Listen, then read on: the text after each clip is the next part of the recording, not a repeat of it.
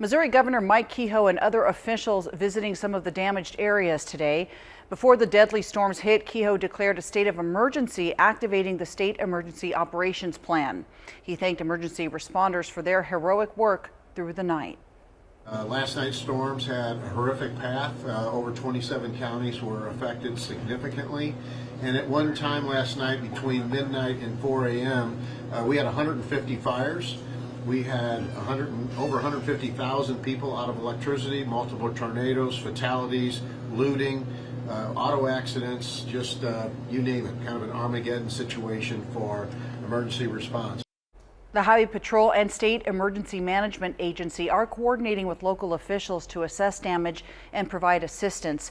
Kehoe made stops today in Poplar Bluff, Piedmont, and Arnold.